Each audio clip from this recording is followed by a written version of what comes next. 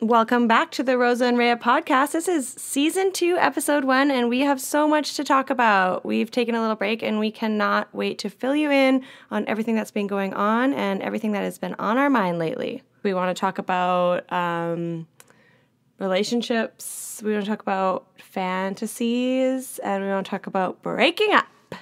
Yes. Yeah, people can relate to that. The biggest thing that the biggest moment I had, or the biggest idea moment I had, was I was speaking with a girlfriend of mine, and she was like, I don't think a guy's ever broken up with me. And it made me realize that, no guy's ever broken up with me either. Is that because guys are fucking terrified. So are you the one doing all the breaking up? Is that what's going on? I mean, of course there's like technicalities and stuff, but you basically, like, you push somebody away to the point where they break up with you. Right, that you ice them out. You ice them out or whatever it might be. Like, guys, the point I'm trying to make, and maybe in the freaking 40 or 50 guys I've dated, probably one of them's dumped me. But for the most part, I find that guys are way too afraid to break up. Yeah. They don't want to be direct, and they don't want to say anything, so they just live in whatever. Yeah, and that unhappiness and fear. That's a great point, Rosa, because I literally know guys that will live with people for years before because they don't want to break up with them. Yeah. Right? Yeah. I mean, that's pretty crazy. Guys are afraid to do it. And maybe women too, they'll stay in a shitty relationship forever, for months and months or even years, because they don't want to hurt somebody for 5 minutes, or they don't want to have a direct conversation for 5 minutes and say, listen, it's over. I don't want to be with you. Yeah, exactly. And that's, like, this guy yesterday, I was talking to him about it, and he said that he used to live with a girl, and it would be like summer, and he would know in his heart and his mind that he did not want to be with her anymore, and he'll be like, okay, by December I have to do it. By December I have to break up with her. And he would just, like, procrastinate, and it would, like, go on and on and on. And in the end, she was so hurt for him wasting her fucking time. Yeah. It's very selfish. Would you agree? Absolutely. Because, and it makes no sense that you're literally just wasting your life away. Yeah, it's a big time waster maneuver, I think, because, like you say, it might be painful at the time to be really direct with someone, but you're doing them a huge service, right? If you're just dragging them along for years, that's a waste of their time 100%. They could be dating and fucking other people. Yeah, they could be happy. Yeah, they could be happy. That's the main thing. Yeah. So I 100% agree.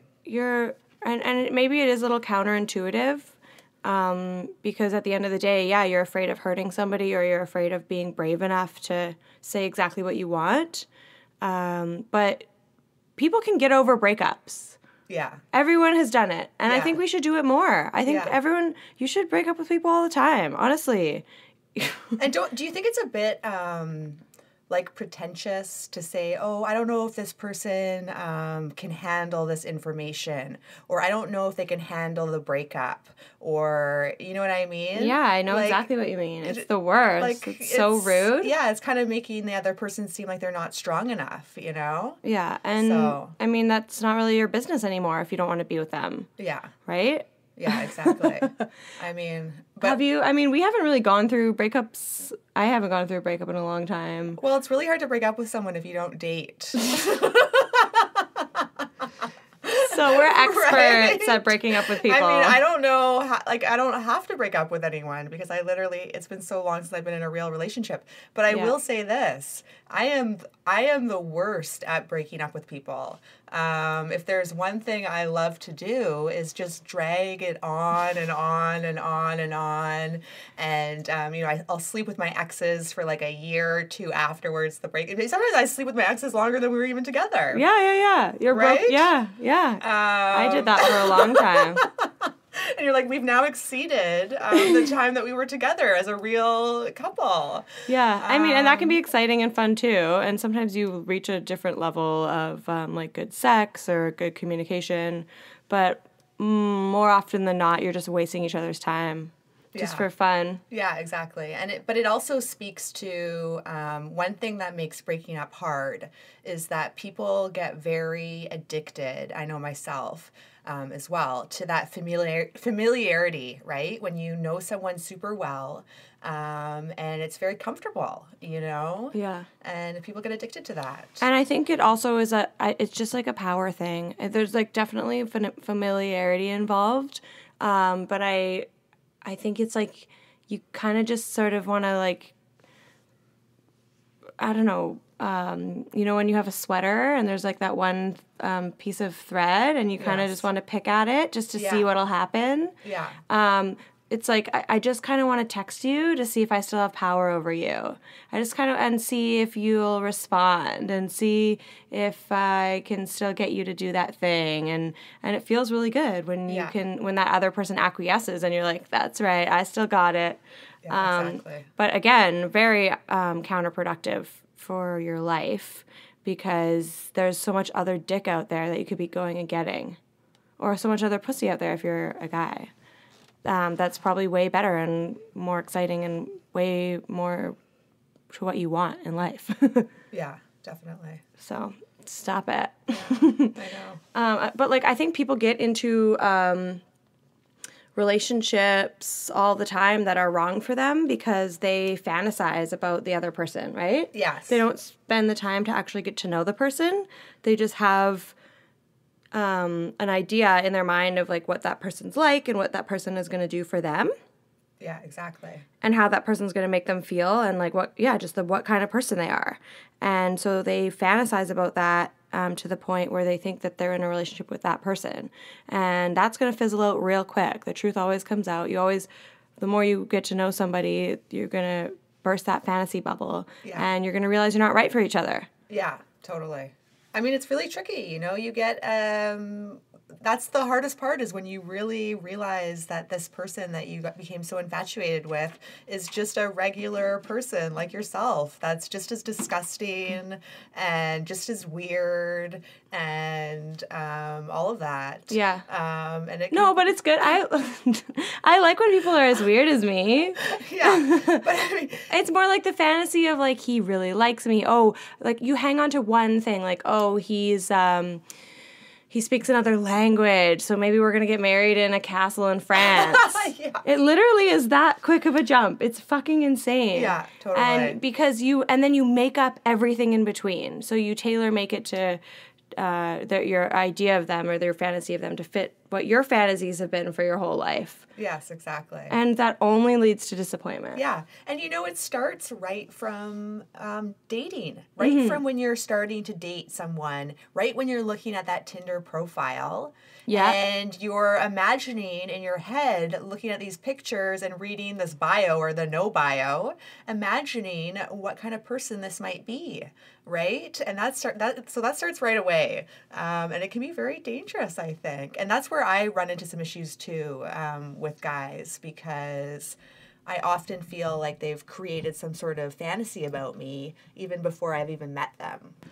But yeah, as soon as, like, even if you see a guy in Tinder profile and he has a puppy, you're like, oh, he loves dogs. Maybe we're going to rescue dogs together and have a farm and a whole organization where we rescue animals. And you know what I mean? Like, you can really run wild with this one thing, and that might not even be something that, you know, actually interests them. So lately for me, I've been really trying to slow things down, really trying to get to know people, because people are very interesting. People are so different and varied in their personalities. And if you actually listen, they might not be right for you, but you can still enjoy relating to somebody. You can still enjoy getting to know somebody. You could still fall for somebody if you just let those fantasies go. I think you're actually probably more likely to get into a healthy relationship than if you just ignore what they're really like, or if you use those fantasies to carry you on, like, over the few months, and then you're all of a sudden in a relationship. Yeah. That's freaking shitty. Yeah, right? I know. And again, it also goes back to what we talk about all the time is like, you have to be very careful how you judge a book by its cover, Yeah, exactly. You just never know. And that goes for sexually too. I mean, that's huge for me. I know personally, like you cannot be judging people. You'll never know what they're into or what kind of pleasure they can bring you by looking at the person. Yeah. You have to get to know people. You have to be vulnerable, and that gives people the permission to be vulnerable back. And you can learn a lot, I think, by just opening yourself up. Yeah, 100%. Like, I think people are way too shallow, and we've talked about this before. People are way too shallow when they're trying to choose a mate. Of course, you have to be attracted to somebody, but if you're attracted to somebody and they're not 5'10", or however tall people are supposed to be these days, you should just ignore that. Who the hell cares how tall somebody is? If they light a fire inside of you, you should go for it. If you know what I mean? Like, oh, you're attracted to somebody, but they don't quite have their MBA like you thought your husband would have, or, they don't read the newspaper, or like these kind of things, these little things, don't matter as much, as you think they would. Obviously, every relationship starts with sexual attraction, and you don't need a list of things that will turn you on. You need like a connection, and if you start being more aware of that connection, I think you might open up so many doors to who you could date. Yeah. Right? If you don't just like write people off right away. Yeah. Because that person that you would have written off in the past could bring you the most sexual pleasure you ever had. Absolutely. Who the hell knows? Yeah, and it's both men and women that do this, that are and I noticed this from being on Tinder. I'm not on Tinder anymore, by the way. I had to erase my, shit got real heated. Oh my God. I mean, I have to say, like, quickly about the Tinder thing, it was a nightmare. There was I think out of the year that I was on Tinder, I think I went on 2 dates. And I mean, the amount of messages I got, Instagram messages from Tinder, I mean, that's a very small percentage. And I also had to block 3 different guys. So I went on 2 dates and had to block 3 guys on all platforms because of safety issues. Yeah. Well, what do you mean by safety issues? Well, when I say because of safety issues, really people crossing boundaries that I've clearly laid out. Yeah. That's a red flag. That's not a red deal flag. breaker. A deal breaker. Yeah. Weird women on Tinder too, and we know that. I mean, I can't see the women's profile, but believe me, I can only imagine the weird women on there as well. And I think the women are judgmental too. I think part of the reason guys are saying their height in every profile that they put on there is because the women are very Judge Judy about height. Yeah. And they make the men feel insecure. Yeah. You know what I mean? And I think that now we got to get out of that. They got to get out of that, right? People shouldn't be going around having physical attributes on their checklist for finding a mate. Yeah. Would you agree with that? Yeah, because you're never going to find a mate that way. Yeah, it's not good. I mean... Never. It's really unhealthy. It's really unhealthy. And... it's got to stop. It's got to stop. Yeah. So that was my experience but with Tinder. I have the same exact experience with Tinder. I met 2 dudes, and one of them, nothing really came of it because, I don't know, he was a complete stranger. So when I met up with him, we got to know each other a little bit for like 4 hours. But then the next time, he just wanted to come over and basically fuck. Which I love fucking, obviously. Yeah. But that was a little bit too soon for me. Yeah. And also, because he's a stranger, there was like more of a level of like effort that I thought he should put in to one, get to know me, but then also to show me that he was into me. Yeah, exactly. Because my body doesn't just like work like that. My brain doesn't work like that. That's not how I get turned on. I like to get to know people before I fuck them. and I have to feel comfortable. And would you say that that's not about catching feelings, right? Oh, no, not at all. Yeah, exactly. Not at all. But, and also just getting to know somebody isn't like going on a million dates. It's just as soon as I feel comfortable, then I'll fuck. Yeah. But especially if it's a stranger, which mainly is what you're meeting on Tinder, then the guy has to give you the chance to feel comfortable. That's right. And he was kind of a lazy lion. Like, he wasn't a bad person or anything. His MO, he's very, very, very hot.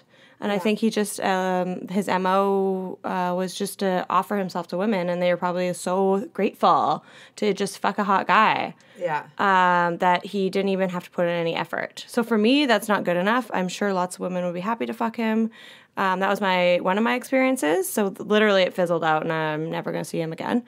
And the second one, I did meet up with the guy, but I don't know. I think maybe he had a weird fantasy about who I really was as a person because we got into some miscommunications, I'll call it. Like, he really crossed the line a couple times.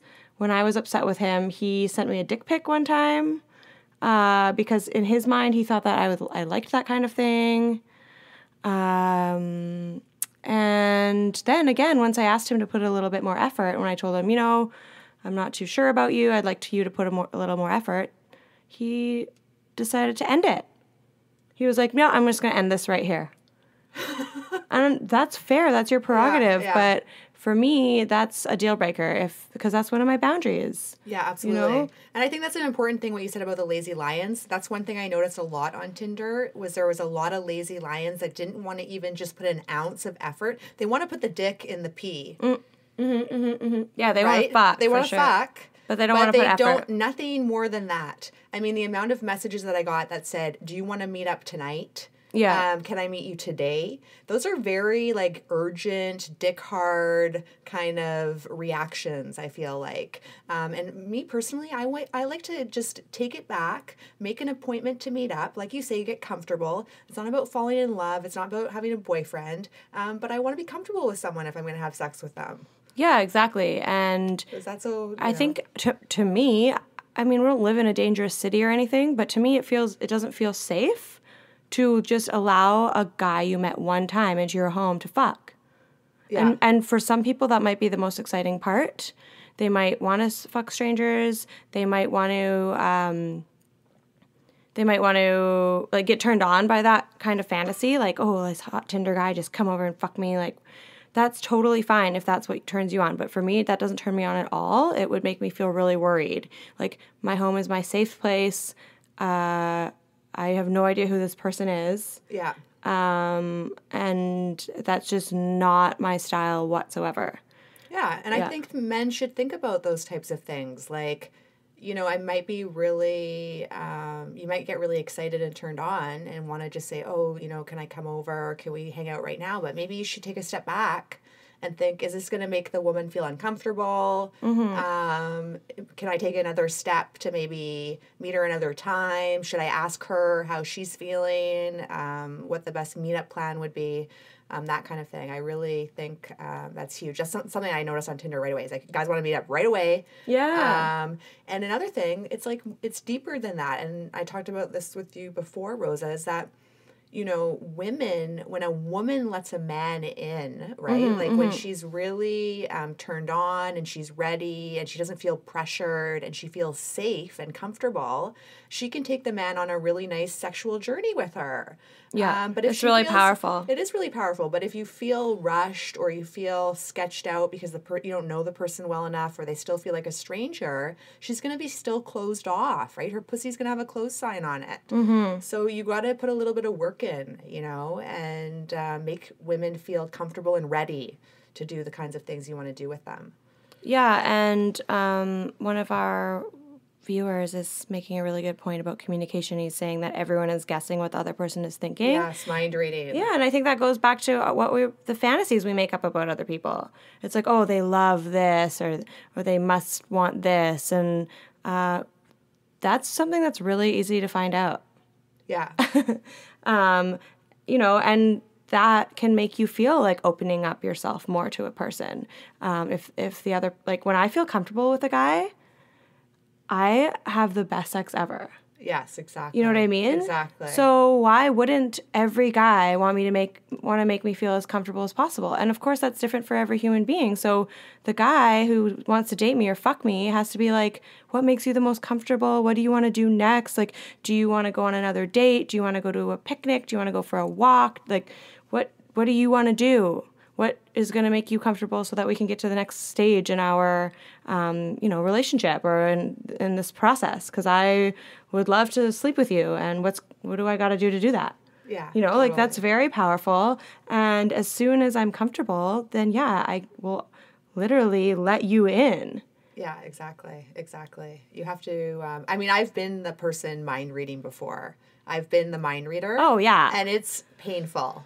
It's a terrible situation to be in. And that's a real reason, if you're in a situation in a relationship where you're mind reading, you really got to reassess, because that's not great. Well, and I think that's one of the reasons why ghosting is kind of so cruel, because you literally have to mind read what happened.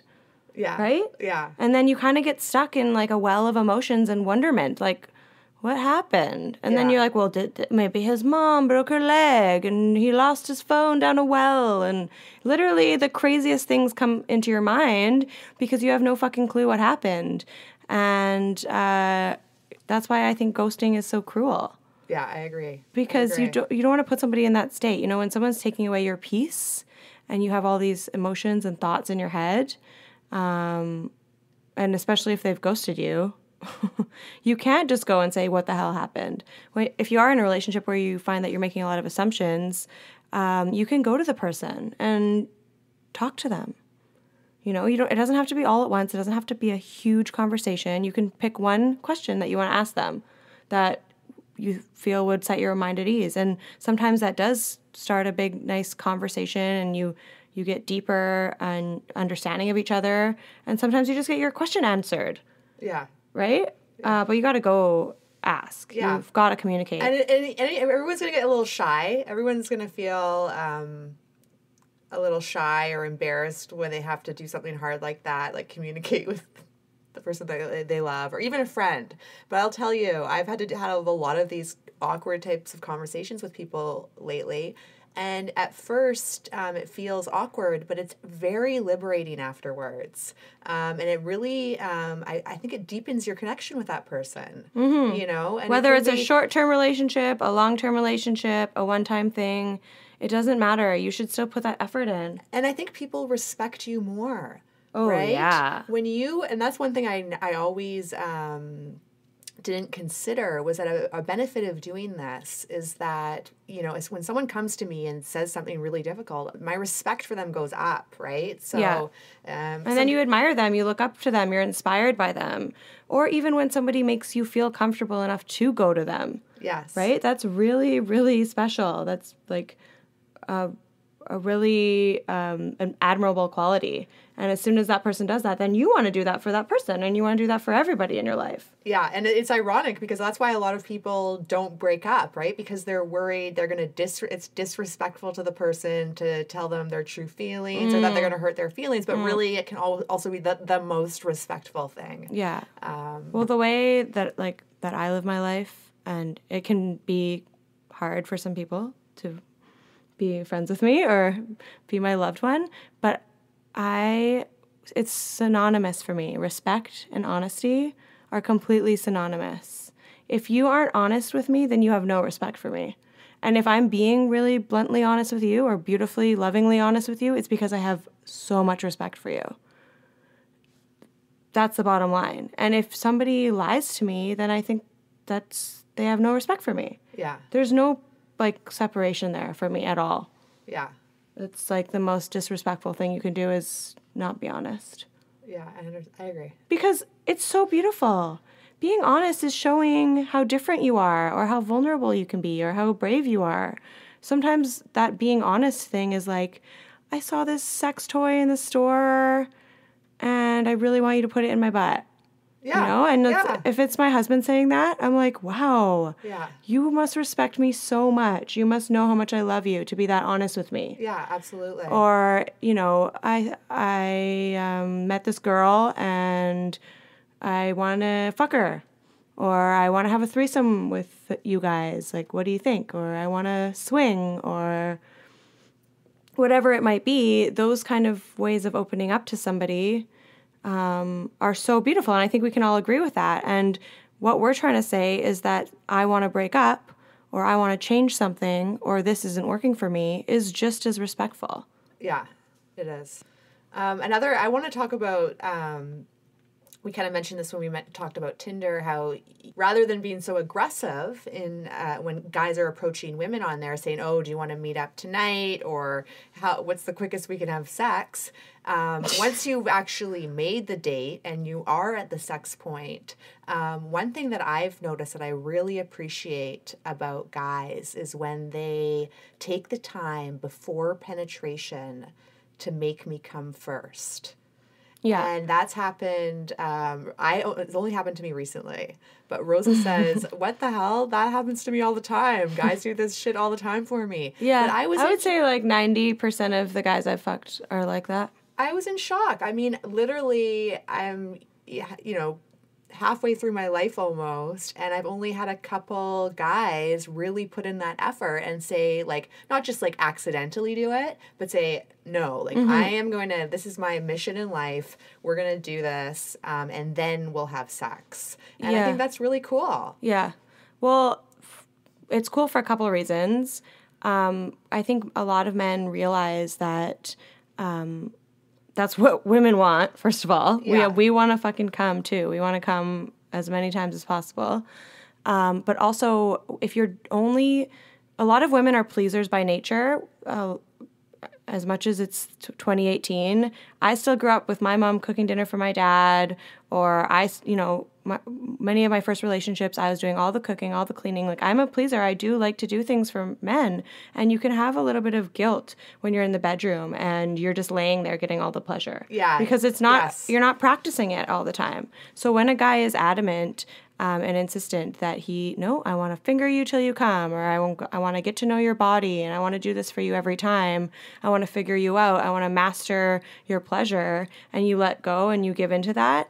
That's so hot.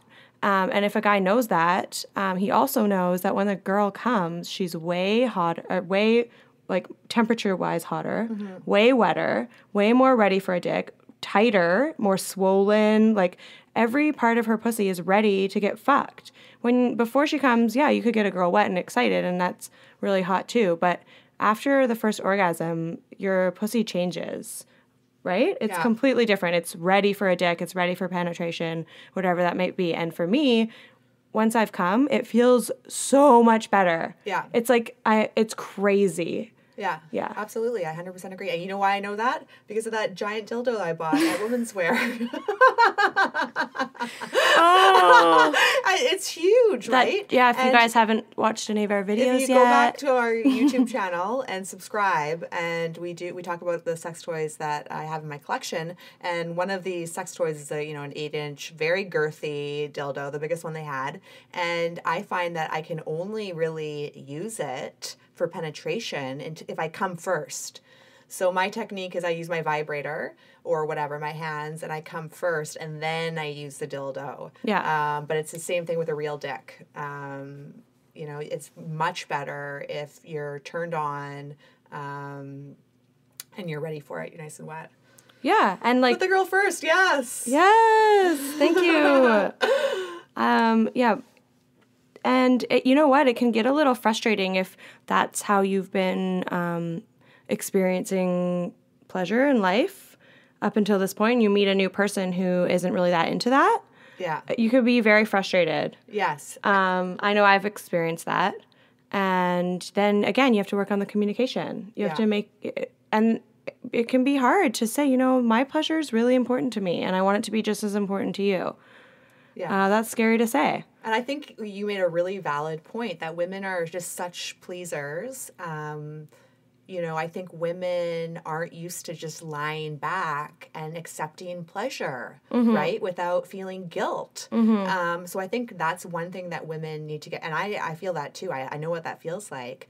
Women need to get better at that. They also need to, we say this a ton, get to know their own bodies so that when a guy does, like I remember even 10 years ago, a guy would be like, okay, well, what do I have to do to make you come? I'm like, I don't know. Yeah. Right? You're like, not a clue. So the point is that you have to put the work in, and the guys, girls, everyone, where you're masturbating, you know what makes you come, you're comfortable. You might even masturbate in front of other people, in front of your partner to get comfortable, and that way you can show them, right? And at least you can, or give them some guidance. And when someone says, oh, what do I have to do here? You can at least point them in the right direction.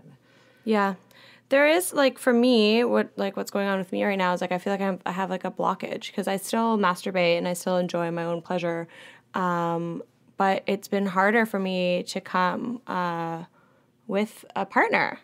And for whatever reason, I'm just, like, really, in my head, I'm feeling really self-conscious, which is something new to me. Like, these things can pop up all the time. Obviously, I've been having sex for, like, 15 years. This is completely new to me. It's never happened before.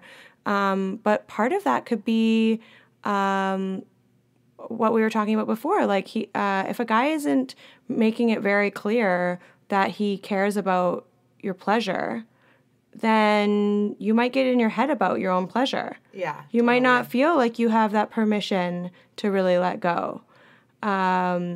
You might clam up and not give yourself that permission. And it can be really difficult to get into that position. So what I've been doing is I've really been masturbating a lot. Yeah, you got to. Yeah. And another thing that I would encourage women to do, I mean, this is it seems kind of crazy, but it's like you literally got to put it into action. I think me and Rosa probably do this all the time naturally. But what I'm saying... If as a woman, you should see yourself, a reflection of yourself, and you should take a second look and say, oh my God, I look so fucking hot. Oh, yeah. Or you see your naked I do that body, all the time. you get out of the shower, you're like, oh my God, look how sexy my body is. Look at my ass. Look at my curves. Look at my boobs. Look at my pussy. Look how hot it is. Yeah.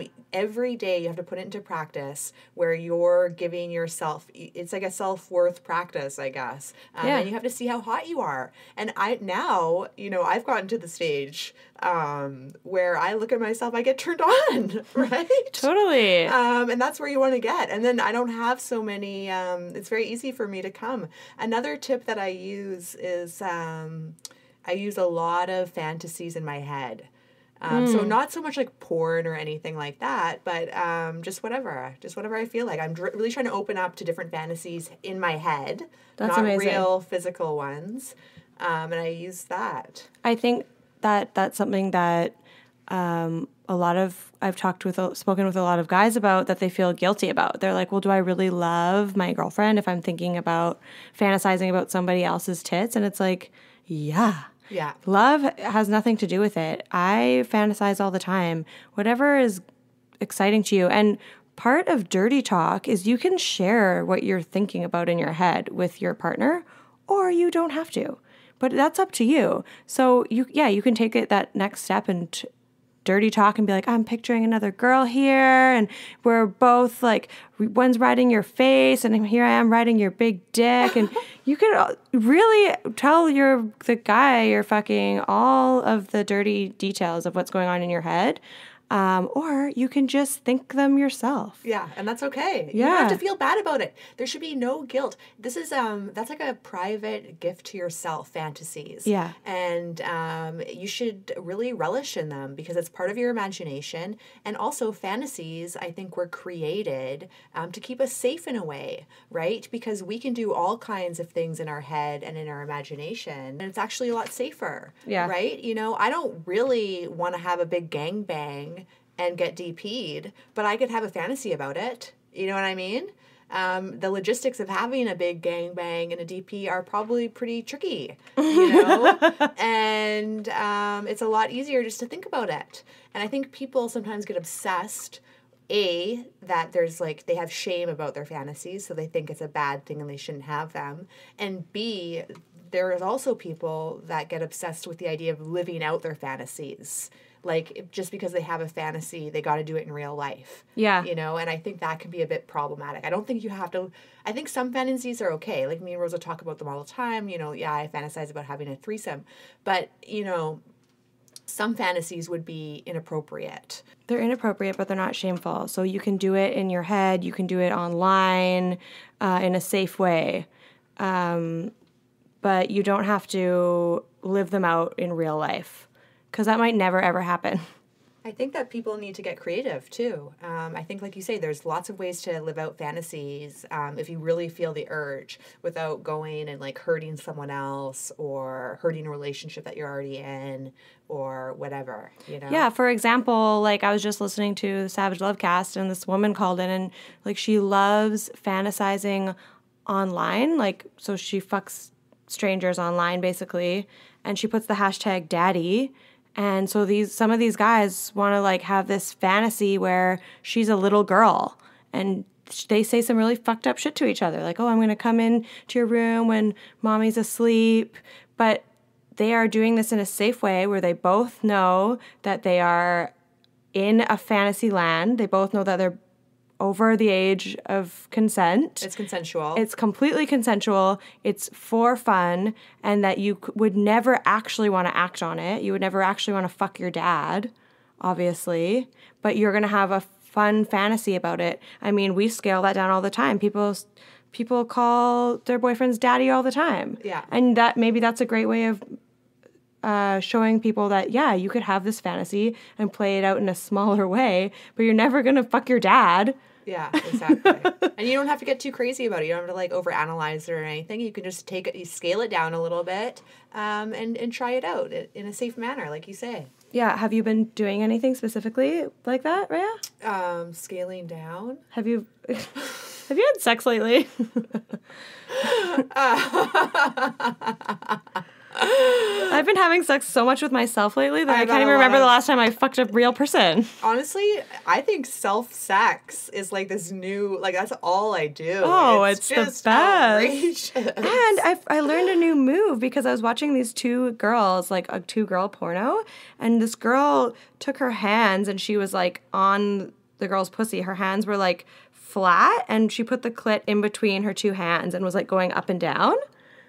So she was to like another person, to another girl, yeah. Okay. But you can do that to yourself. So you're like, I tried it. So you flatten out your hands and you push down, and then you basically squeeze the clit and like some skin between your two fingers and go up and down or around, or you could just even like pulse. And so now I'm so inspired. I'm obviously, if I fuck another guy, I'm gonna get him to do that move and see if I like it. Like, yeah. I've been just exploring that kind of thing because there's no shame for me. In what I Google or what porn I look at. Yeah. And it's inspired me so much. Now I'm so excited to go try it out with a real dude. Yeah, absolutely. And another thing is if you're like shy, like I get, you know, some people can't even say the word orgasm without feeling a little bit of shyness, right? So if you're one of these people who, you know, you want to experience more pleasure and you're listening to our podcast and you're thinking, okay, they're telling me to masturbate more, but I'm nervous about that even, you know, I think you should go on the internet and see, first of all, we've mentioned this, how different everyone's genitals are. Oh, okay? Yeah. How each person has a different pussy and dick. So you should have no shame or self-consciousness about your genitals. And then secondly, go online and see how different everyone's masturbation techniques are. Oh, yeah. So you don't have to get so hung up on doing it one certain way, using a certain toy. Like, it's like, try different things. Yeah. Go see all the different ways. Yeah, flip over. Use just your hands. Go in a different room. That's right. Do it, anything. There's so many different things that you can do. And sometimes I do that. I'm like, I don't even use the vibrator. I say that I'm only going to use my hands, you know, and sort of reprogram my body a little bit because it's so numbing all the time. Yeah. Okay. Have you ever noticed, like, you, like, stop, you're all done, and then your hands are numb, and you're like, Jesus, what was my pussy like? Like, my hands literally will go numb because, like, the vibration is so strong. And I look down, I'm like, is my pussy even there? Yeah. Yeah. It can be, you know, so you can... it can take a lot, though. Your pussy can take a lot, yeah. And also, the way guys masturbate is so different. So that's very interesting, too. So, oh, yeah.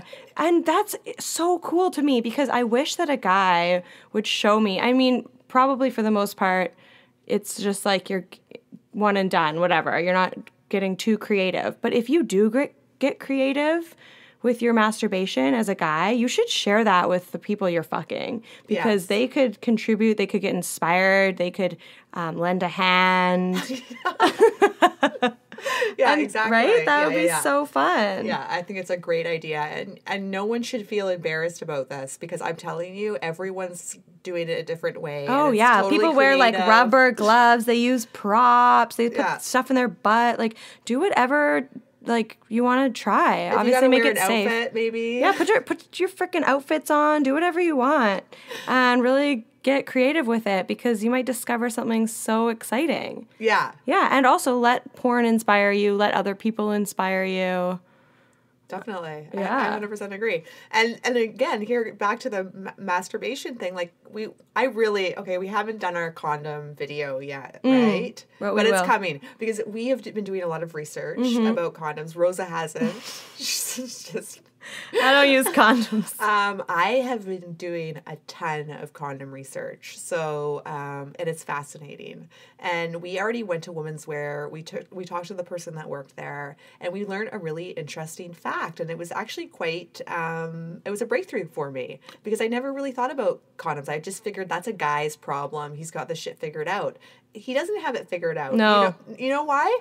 Because now that I know that every fucking dick is different, no two dicks are the same, and now that I know that when you go into most stores to buy condoms, there's only 2 sizes, and also know from the person that works at Women's Wear that the condom needs to fit just right for the feeling to not be affected. So when guys are complaining that, they don't like condoms or it changes the sensations, it could be because it could be too loose, it could be too tight, whatever. So that was really life-changing for me. So I went to Women's Wear, I bought a ton of different sizes of condoms, and I tried the different ones. And now when I get a dick, it's like an exciting new thing. So and normally I let the guy do it, but now because I'm doing all the research, I say, okay, I have a look at his dick. I size it up. Medium. Just my type. And I try. But I learned a couple things. One, guys have done zero work when it comes to figuring out what condoms work for them. It's like they have no idea. And this is their bodies, right? Yeah. So that's one thing I noticed. But condom wrappers are hard to open. I have almost fucking poked a hole through many condom wrappers. So you be very careful when you're opening them. But my recommendation... Yeah, you gotta be careful when you open the condom. My recommendation, and I had a really couple of good experiences where I put a condom on a guy, and a guy was like, I was like, how was the condom? And they were like, oh my God, I almost didn't feel it. Oh, because it was such a perfect fit. So there's hope out there. There is hope out there. But what I want guys to do is to do their own research, try different condoms at home by themselves, right? Yeah.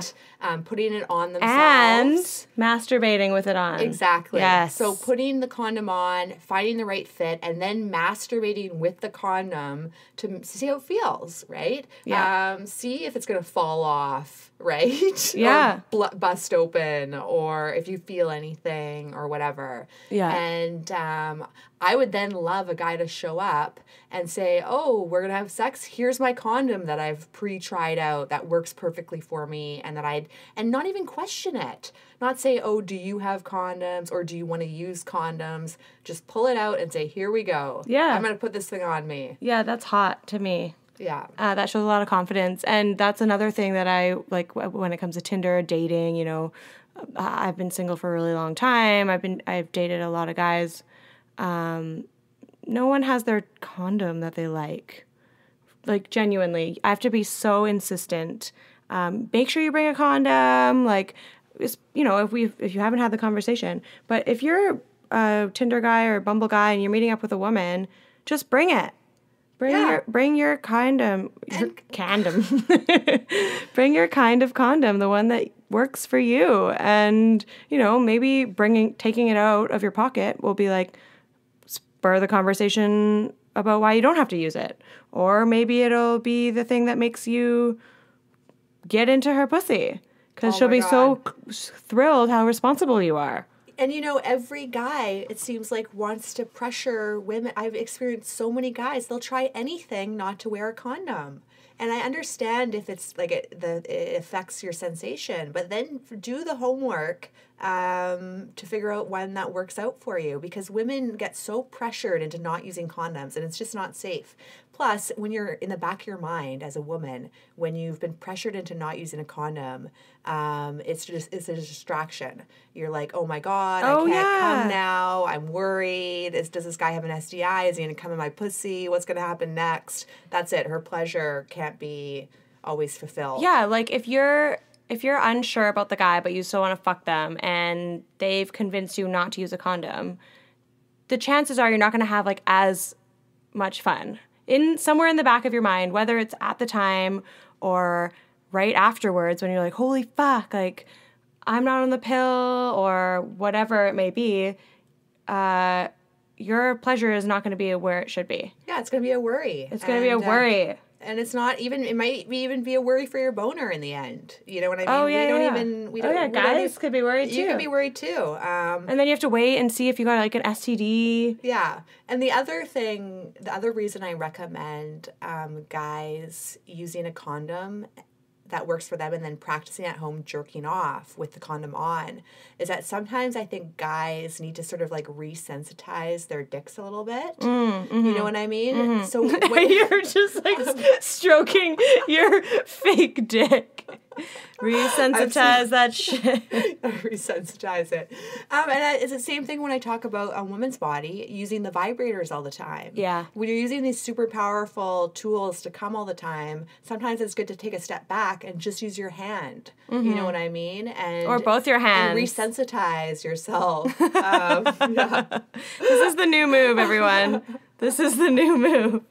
Women. So everyone should go watch people masturbate, buy condoms, try them out, and jerk off with a condom on. Yeah. And bring a condom when you go on a fucking date. Don't be like...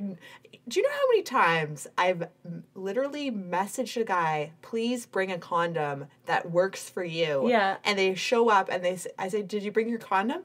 No. Oh, what? It's like, what? Yeah, I was telling Rhea about a story like maybe, I don't know, a long time ago, years and years ago. I told a guy to get a condom and he literally spent half an hour fake trying to find one in the house. Every 5 minutes being like, are you sure you want to use a condom still? And every time I'd be like, yep. Keep looking. And then he found a whole box of them. Like, he obviously knew where they were the whole time. Yeah. He was just trying to get out of using it. And get out of having a conversation about whether, like, why we need to use it, or, you know, like, sometimes you just gotta fucking put a condom on. So you should make it the one that you like, that fits you. Can you imagine if a woman did that and she was like, a guy came over and like she pretended like she didn't have any birth control, and then like just because she wanted him to get, you know, she wanted to get pregnant or something? That's very tricky. Like literally a trick. Oh my God. Yeah, it's hard to reverse it. And I understand, like, obviously it feels really good to fuck without a condom. We all know that. And condoms suck. The guys that do bring the condoms over, and they say, oh, here's the condom. I'm like, I want to give them a fucking round of applause. Yeah. I want to send them a trophy in the mail. Yeah. And that's a second date. I'm like, let's do this. Yeah. You know? And if you know your brand, guys, I think that goes a long way. Yeah. You know. And don't get discouraged. Like I said, there are other places, other stores where you can go and try different ones. You don't have to buy the whole box. Like, the one thing I like about women's wear is that you can buy 10 different sizes and try them all. Yeah. You don't have to commit to buying the whole box. It's like a bulk candy aisle. It's great. Yeah. So check it out. Thanks so much for listening. We would love to have you subscribe to our YouTube channel, and follow us on Instagram at Rosa and Rhea.